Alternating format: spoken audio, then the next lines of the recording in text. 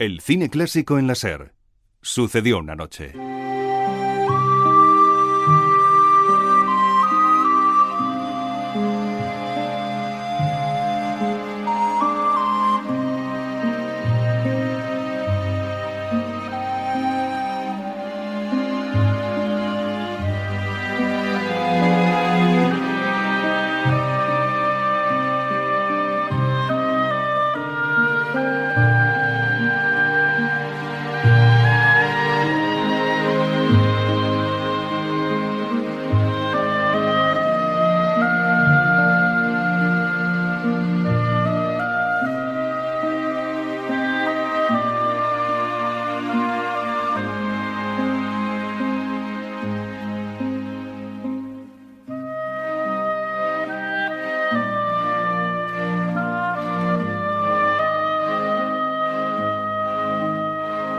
Hemos entrado en el tiempo de Sucedió una noche, que como siempre nos trae Antonio Martínez, y aquí también vamos a seguir hablando de Alejandro Amenábar. Pues sí, y de hecho estamos escuchando ahora mismo de fondo el tema central de la banda sonora de La lengua de las mariposas, la película de José Luis Cuerda, que Amenábar compuso junto a Lucio Godoy.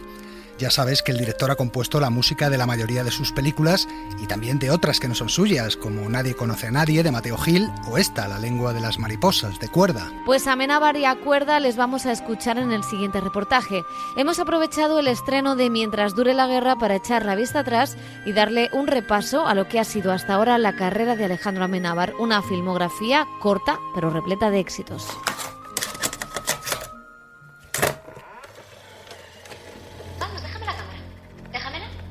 Un día del año 1994, el director José Luis Cuerda recibió en su oficina un vídeo que le enviaba un amigo. Era un corto titulado Himenóptero, y el amigo quería saber qué le parecía a su hija como actriz, ya que era una de las protagonistas. Vamos a ver, Mónica. ¿Te he dicho yo en algún momento que la matases? Unas cuantas veces. Cuerda vio el corto, pero enseguida se olvidó de la chica. Lo que le fascinó era cómo estaba dirigido. Descubrió entonces que el responsable era un joven de 22 años que no solo lo había dirigido, también había escrito el guión, lo interpretaba, lo había montado e incluso había compuesto su banda sonora. El chico se llamaba Alejandro Amenábar. Unos días después le citó en su despacho y le encargó que escribiera el guión de un largometraje que él le produciría. De esta forma comenzaba la carrera de uno de los directores españoles más destacados de las últimas décadas. Yo sé, y mucha gente me lo dice, cuando estamos los dos juntos lo dicen menos, pero cuando estoy yo solo me dicen, qué agradecido te estará Alejandro, ¿verdad? Y tal. Digo, pues anda que yo a él.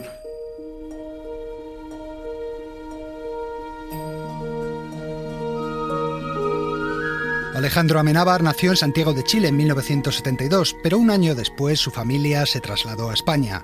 Era un niño con mucha imaginación, al que le gustaba escribir historias, pero también bastante miedoso. El recuerdo de esos miedos infantiles los utilizaría posteriormente en películas como Los otros. Cuando yo era niño era una persona muy miedosa y tenía miedo de los fantasmas y de la oscuridad. Miedica, ¡cállate! Y cuando me senté a escribir, lo que estaba intentando es recuperar todo ese mundo que curiosamente me daba mucho miedo, pero también sobre el que yo fantaseaba cuando era niño y escribía historias. Un día unos vecinos se compraron un reproductor de vídeo y aquello le cambió la vida. Gracias a él, el chaval no solo podía ver películas, sino que rebobinando una y otra vez las podía analizar. La composición de cada plano, los movimientos de cámara, el uso de la iluminación... Fíjate en las líneas horizontales. La textura es diferente. ¿Y qué? Creo que es un zoom digital. ¿Y eso qué importa? A él sí le importaba y mucho. Por eso antes de terminar el bachillerato ya lo tenía decidido. Sería director de cine. Vosotros sois alumnos de imagen. Sois el futuro del cine español. Salvadlo. Ahí fuera está la industria norteamericana dispuesta a pisotearos. Y solo hay un modo de competir con ellos. Dar al público lo que quiere ver. No lo olvidéis. Esos consejos que recibió en la Facultad de Ciencias de la Información los ha tenido muy presentes a lo largo de su carrera. Yo siempre intento dirigirme a un espectador medio, que todo el mundo entienda el mensaje de mis películas. Pero lo cierto es que no fue un alumno muy brillante en la facultad. De hecho, no terminó la carrera. Por eso, cuando escribió el guión de tesis, se permitió una pequeña venganza. Mi nombre es Castro, Jorge Castro. Soy profesor de Psicología Audiovisual. Algunos quizá ya me conozcáis. El personaje que interpreta Xavier Elorriaga está inspirado en Antonio Castro, famoso crítico cinematográfico de la revista Dirigido por y uno de los profesores que suspendieron a Amenábar. ¿Para qué quieres esa cinta? ¿Para qué la quieres tú? La necesito para mi tesis. Y una mierda. ¿Qué coño hay en esa cinta? No lo sé, que todavía no la he visto. Tesis, su primera película, aquella que le pidió cuerda que escribiera, era un thriller de terror ambientado en la universidad. Se rodó gran parte en la Facultad de Ciencias de la Información, que siempre digo que a fin de cuentas la carrera me sirvió para algo, que es para rodar en aquel edificio, y les estoy muy agradecido además. En la ceremonia de los Goya de 1997 fue la gran triunfadora de la noche. Y el Goya es para Alejandro Amenábar. Ganó 7 premios, entre ellos el de Mejor Película y Mejor Director Nobel. Alejandro Amenábar tenía tan solo 24 años.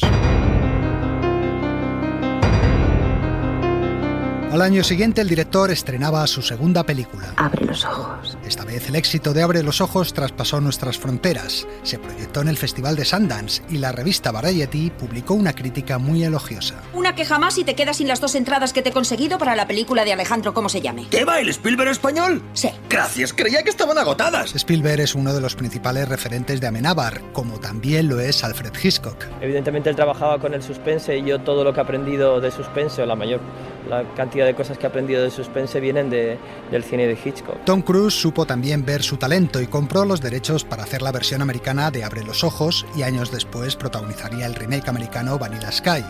Además, se comprometió a coproducir su siguiente película, un film de terror gótico rodado en inglés que protagonizaría su entonces esposa Nicole Kidman. ¿Por qué llorabas? Yo no lloraba. Acabo de oírte hace un momento. No, ha sido ese niño. ¿Qué niño? Víctor. ¿Quién es Víctor? El niño que estaba aquí hace un momento. Le he dicho que me dejara estudiar, pero no paraba de llorar. Dice que tenemos que irnos de la casa. Los Otros es una película de terror psicológico en la que no hay sangre ni violencia. El miedo surge lentamente, apoderándose del espectador según se va desarrollando la trama. Durante 5 años de ocupación me las arreglé para que ni un solo nazi pisara esta casa y ahora hay alguien delante de mis narices, abriendo y cerrando las puertas. Pero, señora, esta casa es muy antigua. El suelo cruje y las cañerías hacen mucho ruido. Irán voces, se lo aseguro. La película fue un éxito en todo el mundo. En España se situó como la más taquillera de la historia del cine español hasta ese momento.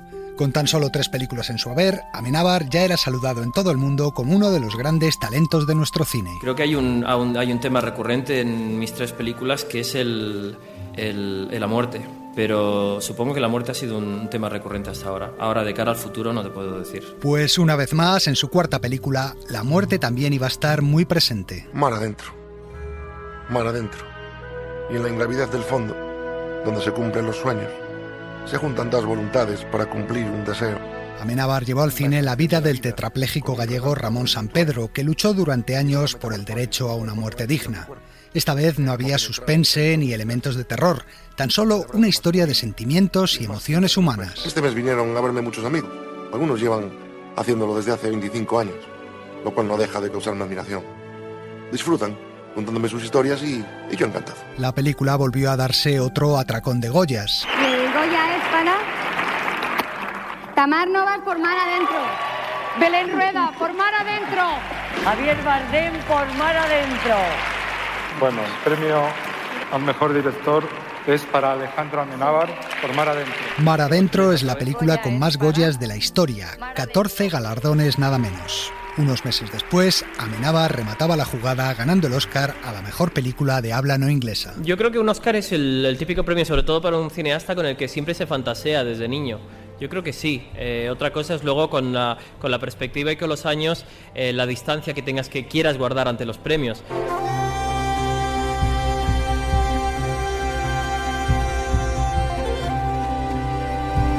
A partir de Mar Adentro, Amenábar pareció tomárselo con más calma y empezó a espaciar más sus trabajos. Yo siempre necesito un periodo para sentarme y observar lo que me rodea antes de empezar realmente a escribir. Una vez que empiezo es de un modo casi compulsivo, pero no soy de los que pues tiene 20 ideas y va de pronto desarrollando una, un poco tal. Yo una vez que sé esto es lo que quiero contar, pues me lanzo y es sobre lo que escribo. En 2009 estrenó Ágora, otra producción internacional ambientada en Egipto en el siglo V, que giraba en torno a la astrónoma Hipatia de Alejandría, interpretada por Rachel Weisz. Desde Platón, todos, Aristarco, Hiparco, Ptolomeo, todos han intentado armonizar las observaciones con órbitas circulares, pero ¿y si otra forma se oculta en los cielos? No hay forma más pura que el círculo. Tú nos lo enseñaste.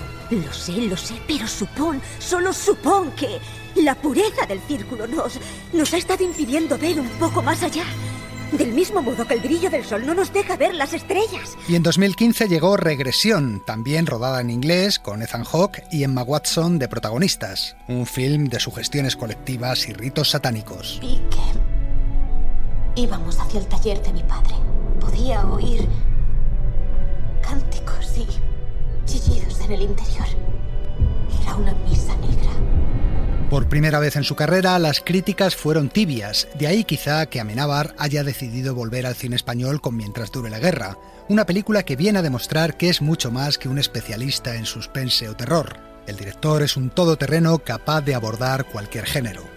Como dice su descubridor, José Luis Cuerda. Y yo lo que estoy esperando es que un día haga la comedia de la que es capaz, que incluso me ha llegado, entre comillas, a amenazar con ello. Pues voy a hacer una comedia, a ver si es verdad, y nos divertimos por el lado de la risa. Haya risas, haya lágrimas o sustos, lo que es seguro es que Amenábar seguirá con su cine buscando respuestas a todo lo que le obsesiona. Pregunto, yo creo que cosas bastante básicas que a simple vista o planteadas en una película igual pueden parecer un poco pedantes, como es por qué estamos aquí, a dónde vamos, lo que significa la muerte. Intento integrarlo en una estructura de entretenimiento, en un cine espectáculo. Y insisto en que es un cine de preguntas porque no me gustan los dogmas, sino me gusta decirle a la gente lo que tiene que hacer. Me gusta que creo que todos tenemos derecho a pensar por nosotros mismos y sobre todo me gusta la ambigüedad, que eso incluye también las preguntas trascendentales.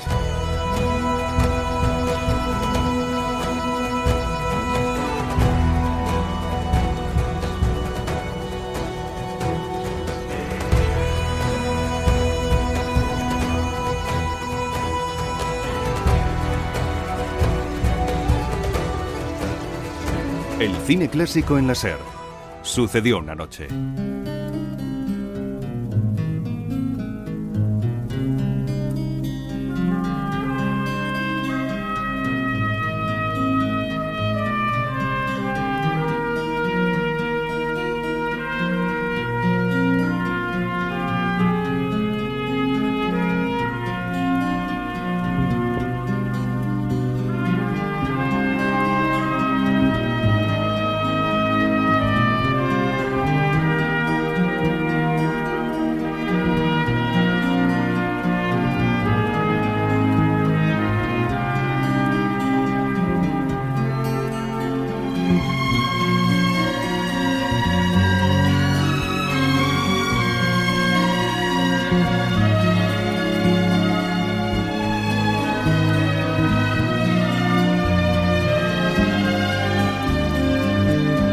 Suena la música que Jerry Goldsmith compuso para la película Acorralado, el debut en el cine del personaje de John Rambo allá por 1982. Acorralado, que por cierto se ha reestrenado en España en cines, en bastantes capitales, pero si suena aquí esta música se debe sobre todo al estreno este viernes de Rambo 5, Last Blood, la nueva entrega de esta saga protagonizada por Sylvester Stallone. ¿Os apetece que hagamos un repaso de lo que ha dado de sí hasta ahora el personaje? Rambo John J., nacido el 7 del 6 del 47 en Arizona, descendencia indio-germana, una mezcla curiosa. Se alistó en el ejército el 6 del 8 del 64, aceptado en la sección de Fuerzas Especiales Armas Ligeras, prácticas de medicina, piloto de helicóptero y sabe idiomas. 49 muertes confirmadas, 2 estrellas de plata, 4 de bronce, 4 corazones púrpura, la Cruz de los Servicios Distinguidos, medalla de honor. Increíble. Comenzaban los años 80 y andábamos un poco escasos de superhombres, hasta que le vimos en el cine.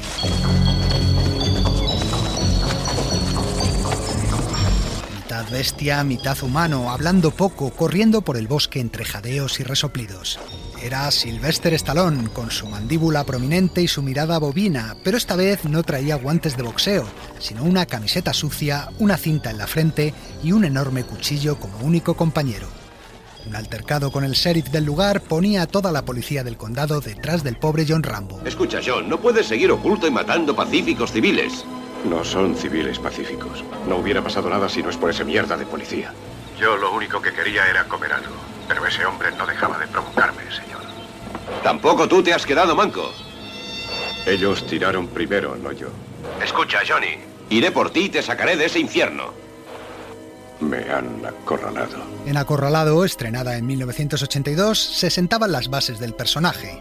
Un héroe solitario, especialmente entrenado para sobrevivir en situaciones difíciles. Ese hombre es excepcional.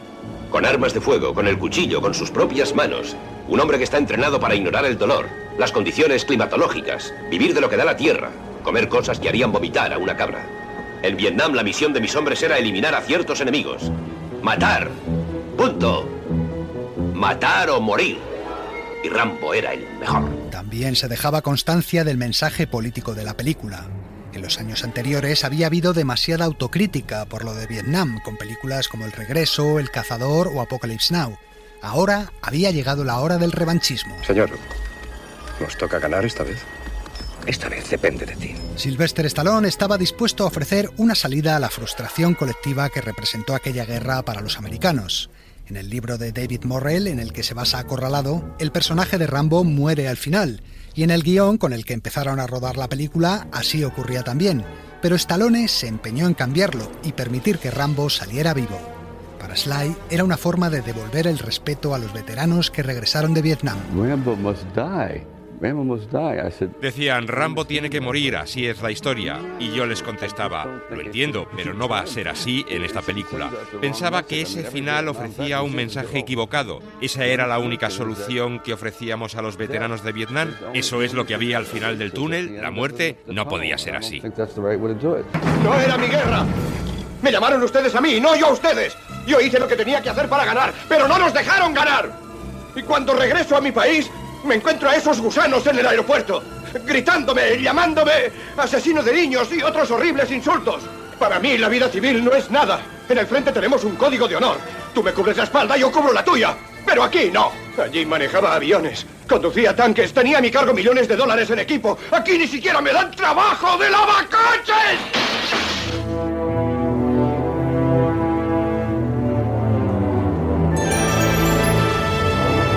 Stallone, que además de protagonista hacía las veces de guionista, no estaba dispuesto a quedarse ahí. No consistía solo en recuperar el respeto a los veteranos, había que recobrar la perdida dignidad de triunfadores de todos los americanos. Había que rematar la tarea inacabada. En Rambo, la segunda película de la saga, estrenada en 1985, el héroe regresaba a Vietnam. En Extremo Oriente se prepara una operación secreta. El ordenador dio tu nombre como uno de los 3 hombres más capacitados para realizar la misión. ¿Misión? Recuperar prisioneros de guerra en Vietnam. El argumento nacía de un viejo rumor que corría por las calles de Estados Unidos desde los años 70 y que decía que en Laos aún quedaban soldados norteamericanos capturados y retenidos en cuevas. Rambo fue toda una conmoción. Arrasó en las taquillas y provocó una auténtica rambomanía que el mismo presidente Ronald Reagan alentó declarando su admiración por el personaje. Algo que, por cierto, nunca ha hecho mucha gracia a Sylvester Stallone. Rambo es un personaje neutral, no vive en Estados Unidos.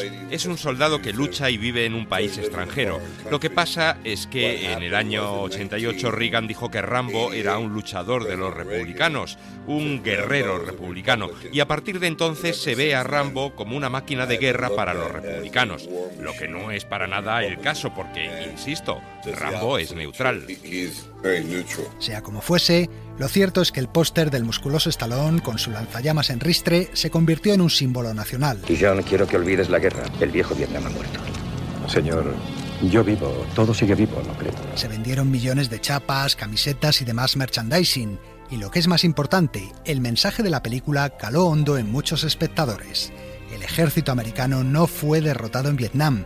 Fueron los burócratas los que les obligaron a perder la guerra. La guerra pudo ser un maldito error, pero no odies a tu país por ello. ¿Odiarlo? Moriría por él. Entonces, ¿qué es lo que quieres? Lo que ellos quieren. Y lo que cualquier otro que viniese aquí a dejarse las tripas y a dar todo lo que tiene. Que su país lo quiera tanto como nosotros lo queremos. En realidad, Rambo era una película casi neonazi que rezumaba violencia en todos sus fotogramas. A lo que usted llama infierno, él lo llama hogar. Lo tenía todo. Racismo, crítica a las posturas pacifistas, injerencia en la soberanía de otros países, matanzas a mansalva siguiendo la doctrina de que el fin justifica los medios. Para sobrevivir a una guerra hay que convertirse en guerra. Y por supuesto un anticomunismo elemental. En realidad, los malos eran como siempre los soviéticos que manejaban a los pobres vietnamitas. Después de aquello ya se podía suponer por dónde iba a ir la tercera parte de la saga. John, me gustaría que le echara un vistazo a estas fotos. No sé lo que sabe sobre Afganistán. Mucha gente ni siquiera sabe encontrarlo en el mapa. Pero más de 2 millones de civiles, la mayoría campesinos, han sido aniquilados sistemáticamente por las fuerzas invasoras soviéticas.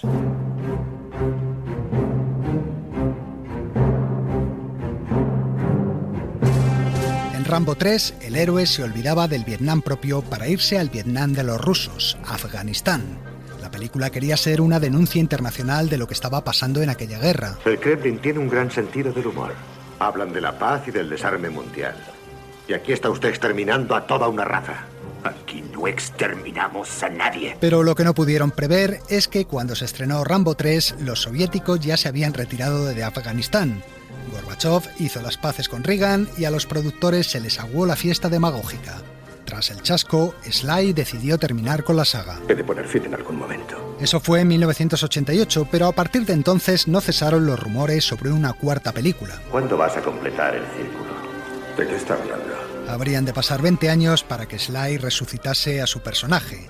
En 2008 se estrenó John Rambo, cuarta película de la saga, con Stallone haciendo también de director. Me han dicho que podía alquilar su embarcación y me gustaría hacerlo. Hay posibilidades, tenemos que remontar el río. ¿Hasta dónde? Hasta Birmania. Birmania es una zona de guerra.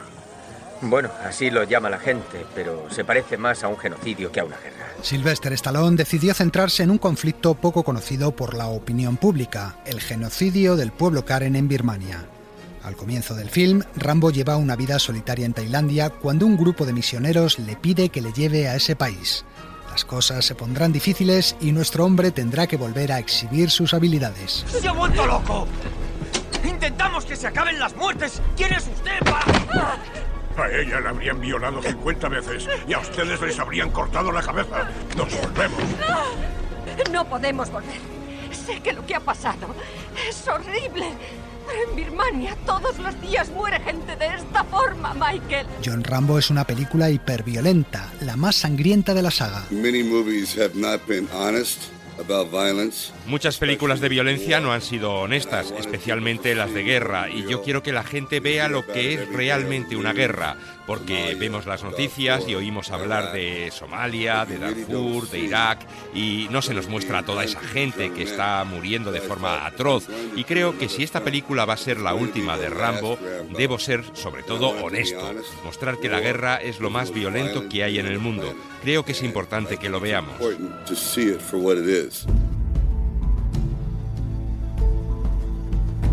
Como dice Sly, John Rambo estaba pensada para ser el punto y final de la saga, pero en una escena de la misma, el personaje de Judy Benz le hacía una pregunta. ¿De dónde es? Bowie, de Arizona. ¿Por qué se fue? Luché en Vietnam. ¿Por qué no regresó? Es complicado. ¿No siente curiosidad por averiguar si han cambiado las cosas? Ahora, 11 años después, podrá salir de dudas porque el ex boina verde regresa a su casa en Rambo 5, Last Blood. Quizá, como anuncia su título, esta vez sí sea la última sangre, y Stallone ponga fin definitivamente a un personaje que, a pesar de las críticas o de las 1000 parodias que se han hecho sobre él, es uno de los héroes de acción más representativos de las 4 últimas décadas, nos guste o no. Solo nos queda una duda. Si Rambo se enfrentara a Rocky, ¿quién ganaría? Well, Rocky will lose because he can't run faster than a bullet. Bueno, Rocky perdería porque no puede correr más rápido que una bala.